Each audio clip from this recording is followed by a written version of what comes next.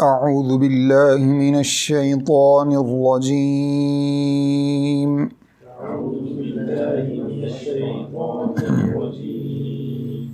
بسم الله الرحمن الرحيم.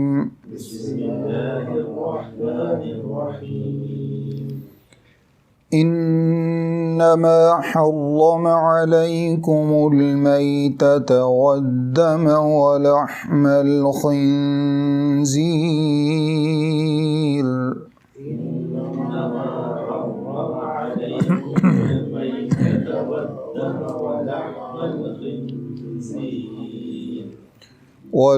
الخنزير وما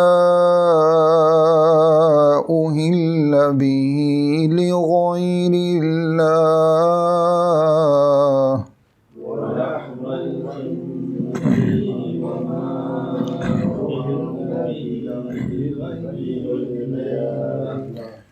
فمن اضطر غير باغ ولا عاد فلا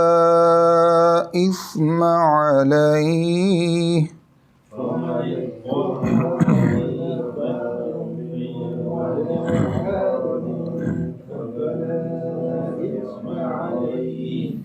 إن الله غفور رحيم.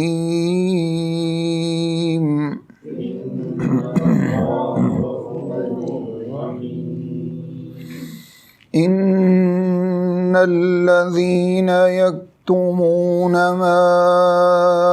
أنزل الله من الكتاب ويشترون به ثمنا قليلا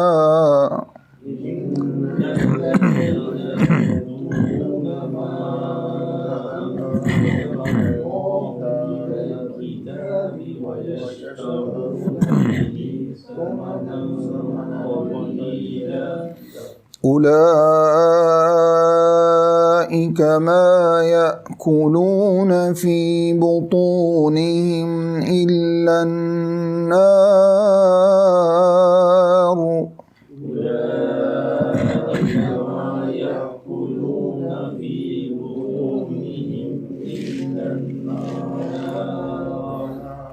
ولا يكلمهم الله يوم القيامة ولا يزكيهم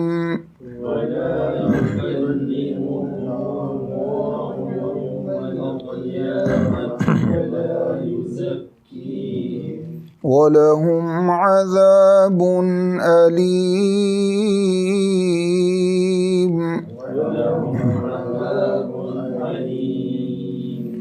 أولئك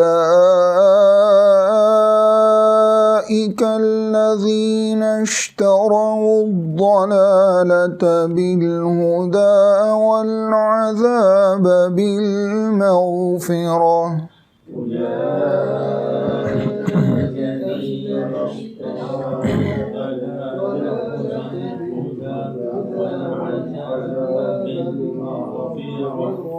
فما أصبرهم على النار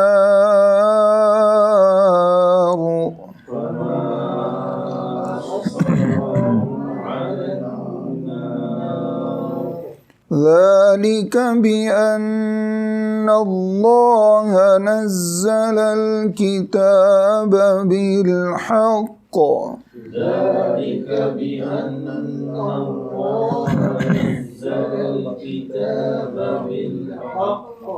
وإن الذين اختلفوا في الكتاب لفي شقاق بعيد. وإن الذين اختلفوا في الكتاب لفي شقاق بعيد. صدق الله العظيم. أعوذ بالله من الشيطان الرجيم. بسم الله الرحمن الرحيم. انما حرم علیکم المیتۃ والدم، یقیناً اللہ رب العزت نے تمہارے اوپر حرام کر دیا المیتہ مردار مرا ہوا جانور، والدم اور اسی طرح سے خون، ولحم الخنزیر اور خنزیر کا گوشت، وما اہل بہ لغیر اللہ اور ہر وہ چیز جو اللہ کے نام کے علاوہ تقسیم کی جائے یا ذبح کی جائے۔ فمن اضطر غیر باغ، سو جو کوئی شخص مجبور ہو جائے، غیر باغ لیکن وہ بغاوت کرنے والا نہ ہو، ولا عاد نہ حد سے تجاوز کرنے والا ہو، زیادتی کرنے والا ہو، فلا اثم علیہ تو اس پر کوئی گناہ کی بات نہیں، ان اللہ غفور الرحیم، یقیناً اللہ رب العزت بخشنے والے اور رحم فرمانے والے ہیں۔ اس آیت کریمہ میں اللہ رب العزت نے حرام چیزوں کی تفصیل ذکر فرمائی ہے۔ یہ آیت قرآن مجید میں 2 سے 3 جگہ پر موجود ہے، جس میں اللہ رب العزت نے کچھ حرام جانوروں کے حوالے سے تفصیل ذکر فرمائی ہے۔ یہاں پر اللہ نے فرمایا انما حرم علیکم المیتہ، یہ کلمہ حصر ہے۔ حصر کا معنی ہوتا ہے کہ صرف یہی چیزیں حرام ہیں۔ یہ کلمہ حصر ایک خاص سیاق میں ہے، جس کا معنی یہ ہے کہ کفار چونکہ اللہ رب العزت کی حلال کردہ چیزوں کو مشرکین مکہ بتوں کے نام پر حرام کر لیا کرتے تھے، اس وجہ سے اللہ رب العزت نے فرمایا کہ وہ چیزیں حرام نہیں ہیں جن کو یہ اپنی مرضی سے حرام کرتے ہیں، بلکہ حرام تو یہ چیزیں ہیں۔ اور کلمہ حصر سے یہ نہ سمجھا جائے کہ اس کے علاوہ کوئی چیز حرام نہیں ہے، کیونکہ بعض چیزیں حدیث میں بھی رسول اللہ صلی اللہ علیہ وسلم نے ان کو حرام قرار دیا۔ اس سے یہ چیز بھی سمجھ آتی ہے کہ جیسے قرآن مجید شریعت کا مصدر اور مرجع ہے، ماخذ ہے، اسی طرح سے حدیث رسول صلی اللہ علیہ وسلم کی مصدر اور مرجع ہونے کے ناطے سے، مسائل کا ماخذ ہونے کے ناطے سے، شرعی احکام کے ثابت ہونے کے ناطے سے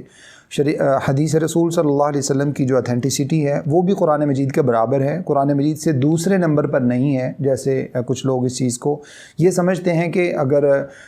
حدیث میں کوئی چیز جو ہے وہ منع کر دی جائے تو شاید اس کی حیثیت وہ نہیں ہوتی جو قرآن مجید کی منع کردہ اور حرام کردہ چیز کی ہوتی ہے، ایسا نہیں ہے۔ تو اللہ رب العزت نے فرمایا، جیسے قرآن مجید میں فرمایا کہ انما حرم علیکم المیتہ، تمہارے اوپر اللہ رب العزت نے مرا ہوا جانور حرام قرار دے دیا ہے، وہ کسی بھی اعتبار سے مرا ہو۔ سورۃ المائدہ کی ابتدا میں 3ری آیت میں اللہ رب العزت نے اس کی کچھ تفصیل بھی ذکر فرمائی ہے، جیسے گلا گھونٹنے سے مر جائے، گر کر مر جائے، چوٹ لگنے سے مر جائے، وہ چوٹ کسی بھی وجہ سے ہو، جانوروں کے آپس میں لڑنے کی وجہ سے یا کسی بھی وجہ سے، الغرض جس جانور کے اوپر شرعی اعتبار سے جس کو ذبح نہ کیا جائے، جس طرح سے اللہ رب العزت اور اس کے رسول صلی اللہ علیہ وسلم نے جانور کو ذبح کرنے کا حکم دیا ہے، اور اس کے اوپر اللہ تعالیٰ کا نام نہ لیا جائے اس کے مرنے سے اور جان نکلنے سے پہلے۔ اور جان نکلنے کا بھی مطلب یہ ہے جب اس کے اوپر ذبح کیا جائے تو وہ بعض مرتبہ ایسا ہوتا ہے کہ ایک جانور کو چوٹ لگ گئی کسی وجہ سے یا وہ گر گیا، اب اسی طرح سے اس کا گلا گھونٹ گیا، تو اب اس کو ہم یہ چاہتے ہیں کہ وہ مردہ ہونے سے بچ جائے اور اس کو ذبح کر لیا جائے تاکہ استعمال میں آ جائے۔ تو ضروری ہے کہ جب اس کو ذبح کیا جائے تو اس وقت اس کے اندر اتنی جان ہو کہ وہ پھڑ پھڑائے، اس تکلیف کا اس کو اثر ہو، اور اگر اسی طرح سے پڑا ہوا ہے تو اس کو مردہ ہی تصور کیا جائے گا، وہ ذبح کرنا پھر ذبح نہیں سمجھا جائے گا۔ تو اللہ نے فرمایا کہ مردہ جانور، اس سے مراد خاص طور پر جو حرام جانور ہیں، جیسے بعض حدیث میں بھی موجود ہے، اس آیت کے اندر بھی جیسے خنزیر کے حوالے سے اللہ نے فرمایا جو حرام جانور ہے وہ مراد نہیں ہے، وہ تو زندہ بھی حرام ہے، مردہ بھی حرام ہے۔ یہاں سے مراد خاص طور پر وہ جانور ہیں جن کو اللہ رب العزت نے قرآن مجید میں یا رسول اللہ صلی اللہ علیہ وسلم نے حدیث مبارکہ میں جن کو حلال قرار دیا ہے، جن کا کھانا حلال ہے، ذبح کر کے جن کو کھایا جاتا ہے، وہ اگر مر جائیں تو ان کا مردہ یعنی مردار کی صورت میں ان کو کھانا جائز نہیں ہے، وہ حرام ہو جاتا ہے۔ حدیث کے اندر جن حرام چیزوں کی تفصیل موجود ہے، اللہ کے نبی صلی اللہ علیہ وسلم نے جانوروں کے حوالے سے جو بات ارشاد فرمائی، خاص طور پر فرمایا کہ کل ذی ناب و مخلب حرام، یہ 2 اصول ہیں۔ ہر ذی ناب یعنی کچلی اور دانتوں سے شکار کرنے والا، چیر پھاڑ کرنے والا جانور حرام ہے۔ اس میں تمام درندے آ جاتے ہیں جو وائلڈ اینیملز ہیں، جو چیتا ہے، شیر ہے، ریچھ ہے، یا کوئی بھی اس طرح کی چیز جو اپنی کچلیوں سے اور جو ہے وہ دانتوں کے ساتھ جو شکار کرتے ہیں، یہ سب رسول اللہ صلی اللہ علیہ وسلم نے حدیث میں فرمایا حرام ہے۔ اسی طرح سے فرمایا وہ ذی مخلب، مخلب کہا جاتا ہے پنجوں سے شکار کرنے والے جانور، جس میں جو ہے وہ ایگل اور چیل اور اسی طرح سے شکرا، عقاب اور ایسے ہی جو ہے وہ یہ سب چیزیں، گدھ وغیرہ، یہ سب اس کے اندر شامل ہیں۔ تو اس کے علاوہ بھی جیسے کتا اور گدھا، اس کے بارے میں صحیح حدیث کے اندر موجود ہے. گدھا سے مراد یہاں پر گھریلو گدھا ہے جو حمر الوحشی کہلاتے ہیں، یعنی جنگلی گدھا جس کو زیبرا کہا جاتا ہے، وہ حلال ہے. یہ جو گھریلو گدھا ہوتا ہے عام استعمال کا، یہ گدھا حرام ہے. تو یہ کچھ تفصیلات حدیث کے اندر بھی موجود ہیں. تو وہ چیزیں جو اللہ رب العزت نے حرام قرار دے دی ہیں یا رسول اللہ صلی اللہ علیہ وسلم نے حدیث مبارکہ میں حرام قرار دے دی ہیں، یہ بہت ایک مخصوص سی لمٹ ہے. اس کے علاوہ باقی سب چیزیں حلال ہیں. شریعت کے اندر یہ ایک فقہ کا اصول ہے، معاملات کے حوالے سے جو چیزیں حرام ہیں ان کا ذکر کیا گیا ہے، اس کے علاوہ باقی سب حلال ہیں. اس کی مثال یوں سمجھ لیجئے جیسے کپڑوں کے حوالے سے، لباس کے حوالے سے چند مخصوص شرائط ہیں، جیسے وہ خواتین کے ساتھ مشابہت نہ ہو اس لباس میں، کفار کے کسی مذہبی لباس سے وہ مشابہت نہ ہو، اور اسی طرح سے جیسے جو ریشم وغیرہ کا لباس ہے اس کو حرام قرار دیا گیا. تو اس کے علاوہ کون سا کلر آپ پہنیں گے، اور اسی طرح سے جو ہے وہ کس طرح کا لباس پہنیں گے، 3 پیس پہن لیں، اور جو ہے وہ عام جو ایک ہمارا قومی لباس ہے یہ پہن لیں، اور جو عربوں کے اندر پہنا جاتا ہے وہ پہن لیں. سر کے اوپر بھی اسی طرح سے اگر آپ رومال لینا چاہتے ہیں تو اسی طرح سے باقی جو اگر کوئی بھی کسی بھی قسم کی کوئی ٹوپی جو ہے وہ اپنے سر پہ رکھ لیتا ہے، ترکی ٹوپی ہے، سندھی ٹوپی ہے، افغانی ٹوپی ہے، چترالی ہے، یہ جو بھی رائج ہیں تو یہ ٹوپیاں پہنی جاتی سکتی ہیں، بشرطے کہ وہ کسی ایسے جو ہے وہ اس سے ایسے معاملے سے اس کی مشابہت نہ ہو جو شرعی اعتبار سے حرام ہے. جیسے ایسا مخصوص لباس مثلا زرد کلر ہے، وہ چونکہ ہندوؤں کا ایک مخصوص لباس ہے، اگر اس طرح کا لباس ہمارے ہاں کچھ صوفیہ قسم کے لوگ اس طرح کا لباس پہنتے ہیں جو کہ حلال نہیں ہے، حرام ہے، تو اس طرح کی چیزیں حرام ہیں. اس کے علاوہ شریعت نے اجازت دی ہے، گھر بنانے کی شریعت نے اجازت دی ہے، فضول خرچی نہ ہو، کسی بھی طرح کا بنایا جا سکتا ہے، اس میں کوئی حرج کی بات نہیں ہے. تو معاملات میں جو چیزیں حرام ہیں ان کی مقدار چونکہ تعداد کم ہے تو ان کا ذکر کیا گیا ہے، باقی سب چیزوں میں حلت کا حکم ہے. اس کے بعد ارشاد فرمایا والدم، اور اسی طرح سے خون تمہارے اوپر حرام ہے. خون سے مراد یہاں پر بہہ جانے والا خون ہے. دوسری آیت میں دمم مسفوحن کے الفاظ موجود ہیں، یعنی وہ خون جو بہہ جائے. ذبح کرتے وقت جو خون جانور کا نکل رہا ہوتا ہے اور وہ بہہ جاتا ہے، وہ خون اس سے مراد ہے. البتہ جو گوشت کے اندر رہ جانے والا خون ہے، جو جب بھی اس کو دھویا جائے تو اس کے اندر سے وہ ایک کلر سا نکلتا ہے، ظاہر سی بات ہے وہ خون ہی کا کلر ہے، وہ حرام نہیں ہے. اسی طرح سے حدیث کے اندر دوسرے بھی خون ہیں جو کہ بظاہر جمے ہوئے ہوتے ہیں لیکن ان کو حدیث نے حلال قرار دیا. ایک تلی ہے اور ایک جو ہے وہ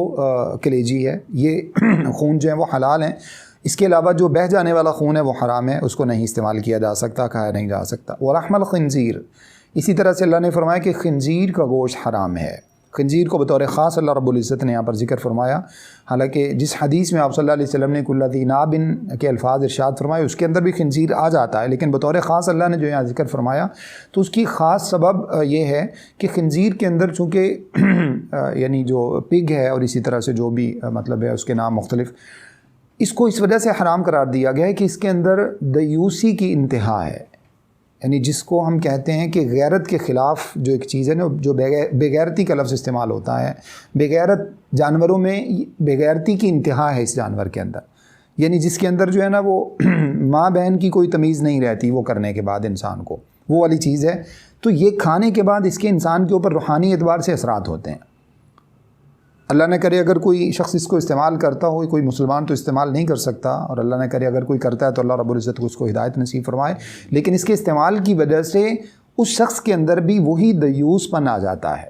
یعنی اس کے اندر پھر ایسی حیوانیت طاری ہو جاتی ہے کہ اس کے اندر پھر کسی قسم کی کوئی تمیز نہیں رہتی، وہ اس کے اندر جو ہے نا وہ یہی چیز پیدا ہو جاتی ہے، غیرت اس میں سے ختم ہو جاتی ہے.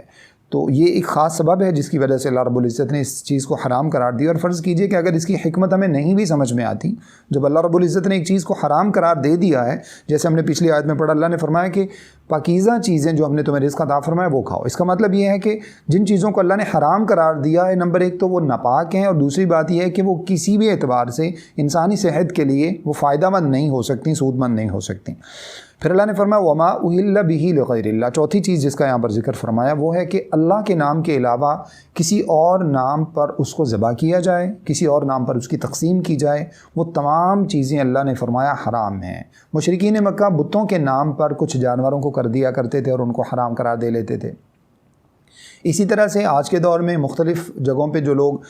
درباروں کے نام پر، مزاروں کے نام پر، کسی پیر فقیر کے نام پر، کسی بت کے نام پر، کسی بھی ایسی جو ہے وہ آستانے کے نام پر کوئی جانور چھوڑ دیتے ہیں یا بریانی کی دیگیں وہاں لے جاتے ہیں، وہاں جا کے نظر نیاز کرتے ہیں، الغرض وہ تمام کے تمام معاملات جو اللہ کے لیے روا اور جائز ہیں، جو اللہ کے نام کی چیزیں جو دی جا سکتی ہیں، وہ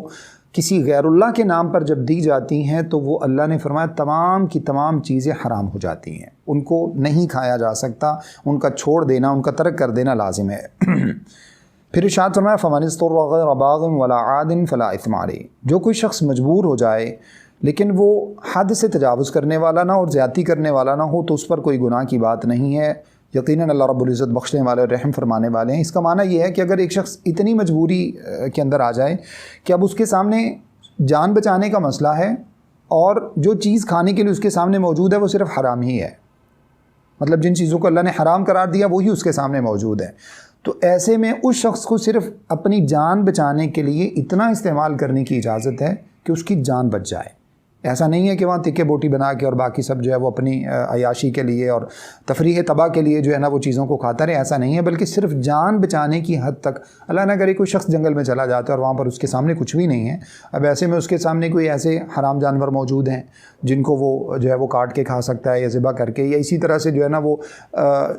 مثلاً اگر کوئی مردہ جانور اس کے سامنے اس وقت موجود ہے اور کوئی اس کے پاس سورسز ہی نہیں ہے تو ظاہر سی بات ہے کہ اس کو صرف اتنی اجازت اللہ رب العزت نے دی ہے کہ صرف اپنی جان بچا سکے، تا وقت ہے کہ اس کے پاس کوئی بچانے والا پہنچ جائے یا وہ کسی ایسی جگہ پہ پہنچ جائے جہاں پر اس کے لیے حلال کھانا ممکن ہو سکے، تو پھر جو ہے وہ صرف اس کے لیے اتنی سی اجازت ہے۔ حدیث کے اندر موجود ہے کہ رسول اللہ صلی اللہ علیہ وسلم نے بعض صحابہ کرام کو وصیت فرمایا کہ اللہ تشرک باللہ وَإِن قُطِعْتَ وَحُرِّقْتَ، اللہ کے ساتھ کبھی شرک مت کرنا اگرچہ تمہیں کاٹ دیا جائے یا جلا دیا جائے۔ اس حدیث کے پیش نظر جو چیزیں اللہ رب العزت نے یہاں پر جن کو حرام قرار دیا اور اس کے بعد ایک مجبور آدمی کے لیے کسی چیز کا اتنی مقدار کھانا جائز قرار دی ہے جس سے جان بچ جائے، تو یہ سمجھ لیجئے کہ صرف پہلی 3 چیزیں، مطلب جو ہے نا وہ مردہ جانور اور اسی طرح سے دم مسفوح، بہہ جانے والا خون اور خنزیر کا گوشت، یہاں پر اس آیت کے اعتبار سے بطور خاص چوتھی چیز جو اللہ کے نام کے علاوہ ہوتی ہے وہ چونکہ شرک میں داخل ہے، اس وجہ سے وہ جان بچانے کے لیے بھی اس کو کھانے سے احتیاط کرنی چاہیے کیونکہ وہ شرک میں آ جاتی ہیں، اور اللہ کے نبی صلی اللہ علیہ وسلم نے فرمایا کہ اپنی زندگی میں کبھی شرک مت کرنا اگرچہ تمہیں کاٹ دیا جائے یا جلا دیا جائے، کیونکہ یہ تو انسان کے عقیدے اور ایمان کا مسئلہ ہے نا، پیچھے جو چیزیں اگرچہ وہ بھی ایک حد تک ایمان کا مسئلہ ہے لیکن اس میں ان چیزوں کو کھانے سے اللہ رب العزت کے ساتھ شرک نہیں ہوتا۔ اللہ رب العزت نے حرام تو قرار دی ہیں، اللہ تعالیٰ کی نافرمانی تو ہے، لیکن اب چونکہ یہ شخص مجبور ہے اور مجبوراً اللہ رب العزت نے اس کو اجازت بھی دی ہے، تو اس اجازت کے اندر ایسے میں بھی اللہ رب العزت کے ساتھ جو ہے وہ شرک نہیں کیا جا سکتا، تو وہ چیز جو شرک ہے جو اللہ کے نام کے علاوہ تقسیم کی جاتی ہے، اللہ کے نام کے علاوہ جس کو ذبح کیا جاتا ہے، وہ ایسے میں بھی انسان کو نہیں کھانی چاہیے اگر سے انسان کی جان چلی جائے، کیونکہ اگر انسان کا بنیادی جو عقیدہ ہے وہی ختم ہو گیا، اللہ کی توحید والا سلسلہ ہی ختم ہو گیا، تو اس کے بارے میں تو قرآن میں واضح آیت موجود ہے کہ اللہ رب العزت شرک کو کسی صورت میں معاف نہیں فرمائیں گے۔ اگلی آیت اللہ رب العزت نے فرمایا، آیت نمبر 174، ان الذین یکتمون ما انزل اللہ من الکتاب، یقیناً وہ لوگ جو چھپاتے ہیں اس چیز کو جو اللہ رب العزت نے کتاب میں نازل فرمائی، اللہ تعالیٰ کے احکامات کو چھپاتے ہیں، وَيَشْتَرُونَ بِهِ ثَمَنًا قَلِيلًا، اور ان کو بیچ ڈالتے ہیں تھوڑی سی قیمت کے بدلے میں، اولئک ما یأکلون فی بطونہم الا النار، یہی وہ لوگ ہیں جو اپنے پیٹوں میں سوائے آگ کے کچھ نہیں بھرتے، یہ اپنے پیٹوں میں آگ کو بھر رہے ہیں۔ ولا یکلمہم اللہ یوم القیامہ، ان کی سزا یہ ہے کہ قیامت والے دن اللہ رب العزت نہ تو ان سے بات کریں گے، ولا یزکیہم، اور نہ اللہ رب العزت ان کو پاکیزہ کریں گے، کیونکہ جنت میں جانے کے لیے پاکیزہ ہونا ضروری ہے، ولہم عذاب علیم، اور ان لوگوں کے لیے بہت ہی دردناک عذاب ہے۔ اللہ نے فرمایا، اولئک الذین اشتروا الضلالۃ بالہدی، یہی وہ لوگ ہیں جنہوں نے خرید لیا گمراہی کو ہدایت کے بدلے، والعذاب بالمغفرہ، اور عذاب کا سودا کر لیا انہوں نے مغفرت کے بدلے میں، فما صبرهم علی النار، تو آگ کے اوپر یہ کب تک صبر کریں گے۔ ان 2 آیات کریمہ میں اللہ رب العزت نے یہ بات ارشاد فرمائی کہ وہ لوگ جو اللہ رب العزت کے احکام کے اوپر سمجھوتا کرتے ہیں، اللہ کے احکام کو چھپانے کا سبب بنتے ہیں، چھپاتے ہیں، اور تھوڑی سی قیمت ہو یا زیادہ قیمت ہو، تھوڑی سی قیمت اس وجہ سے اللہ رب العزت نے ذکر فرمائی ہے کہ اللہ کے ایک حکم کے سامنے ساری دنیا کی کوئی قیمت نہیں ہے، ایک طرف انسان کو ساری دنیا جو ہے وہ بدلے میں دی جا رہی ہے اور اس کو کہا جا رہا ہو کہ اللہ کا یہ حکم بدل لو، فتویٰ اس کے خلاف دے دو، سود کی حلت میں فتویٰ دے دو کہ سود حلال ہے، انٹرسٹ کو جائز قرار دے دو، یا فلاں جو مسئلہ ہے اس کو جو ہے وہ جائز قرار دے دو کیونکہ قرآن نے اس کو، شریعت نے حرام قرار دیا ہے، اور اس کے بدلے میں اس کو کہا جائے کہ پوری دنیا لے لو، پوری دنیا کا تمام مال و متاع، تو یہ قیمت اللہ کے حکم کے سامنے کوئی معنی نہیں رکھتی۔ اور دوسری جو آگے اللہ رب العزت نے جو بات ذکر فرمائی ہے کہ یہ شخص کیا کر رہا ہے، یہ ہدایت کا سودا کر رہا ہے گمراہی کے بدلے میں، یعنی ہدایت دے کر یہ گمراہی خرید رہا ہے، ہدایت کے بدلے میں گمراہی کا سودا کر رہا ہے، اور اسی طرح سے یہ مغفرت چھوڑ کر عذاب اپنے لیے پسند کر رہا ہے۔ تو ایسے میں تو پوری دنیا بھی اس کو اگر قیمتاً دے دی جائے اللہ تعالیٰ کے حکم کو بدلنے کے لیے، تو وہ دنیا کوئی حیثیت نہیں رکھتی۔ اس وجہ سے اس کا مطلب یہ نہ سمجھا جائے کہ تھوڑی قیمت نہیں، اگر کوئی زیادہ قیمت دیتا ہے تو اللہ کے حکم کو بدلا جا سکتا ہے۔ اللہ کا حکم کسی بھی صورت میں نہیں بدلا جا سکتا۔ اس سے مراد ایک تو مشرکین مکہ اور اسی طرح سے جو اہل کتاب تھے بطور خاص، وہ کیا کرتے تھے، اگر ان میں سے کوئی بڑا امیر کبیر آدمی کوئی چوری کر لیتا، کوئی کسی جرم کا ارتکاب کر لیتا، حدود اللہ میں وہ زیادتی کر لیتا، اس کو وہ چھوڑ دیتے، اور اگر کوئی غریب آدمی جس کی کوئی حیثیت نہ ہوتی معاشرے کے اندر، وہ اگر کوئی اس طرح کے کسی جرم کا ارتکاب کرتا ہو تو اس کے اوپر وہ حد جاری کر دیتے۔ ایک تو اللہ رب العزت نے اس پیرائے میں اس بات کو ذکر فرمایا، اور اس کے بعد قیامت تک آنے والے تمام ان لوگوں کے لیے جن کو اللہ رب العزت نے کتاب میں سے، قرآن و حدیث میں سے کسی بھی بات کا علم دیا ہے، اور جب ان کے سامنے تھوڑا سا لالچ آتا ہے تو اس حکم کو چھوڑ دیتے ہیں،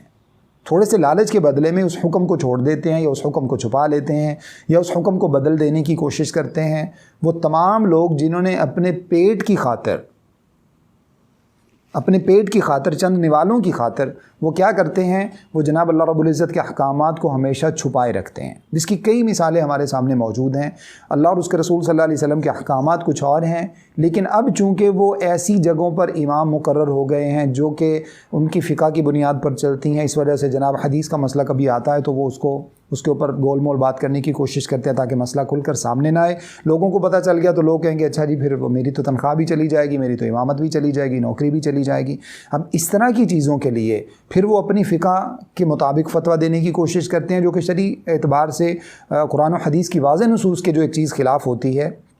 اس کے وہ جو ہے وہ قرآن و حدیث کے خلاف فتویٰ دینے کی کوشش کرتے ہیں۔ اللہ رب العزت نے ان کا انجام ذکر فرمایا۔ اللہ نے فرمایا کہ وہ کیا کرتے ہیں، یہ جو لوگ اس طرح کا رویہ رکھتے ہیں، شرعی معاملات کو اس قدر جو ہے وہ ڈیگریڈ کر دیتے ہیں اور ان کی کوئی حیثیت ان کے سامنے نہیں رہتی تھوڑے سے لالچ کے بدلے میں، اللہ نے فرمایا کہ یہ لوگ سمجھ لیں کہ جس چیز کو یہ خرید کر اپنے پیٹوں میں ڈال رہے ہیں یہ صرف آگ ہے،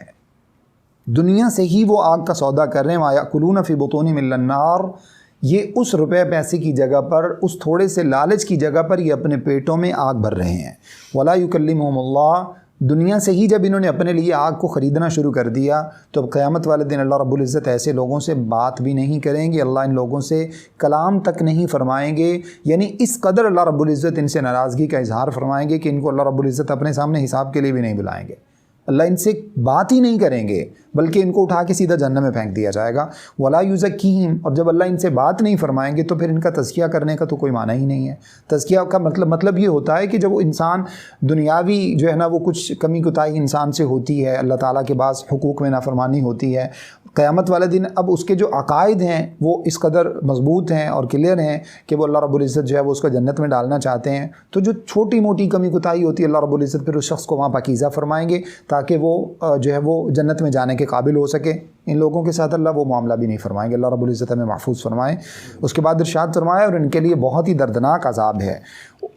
اور اگلی آیت میں ارشاد فرمایا آیت نمبر 175 میں، یہی وہ لوگ ہیں جنہوں نے کیا کیا ہے، ہدایت کے بدلے میں انہوں نے گمراہی کو خرید لیا ہے۔ یعنی قرآن و حدیث کی صورت میں واضح طور پر ہدایت ان کے سامنے موجود تھی، مگر انہوں نے تھوڑے سے لالچ کے بدلے میں کیا کیا، اپنے لیے گمراہی کا سودا کر لیا، ہدایت کو چھوڑ دیا۔ اور اسی طرح سے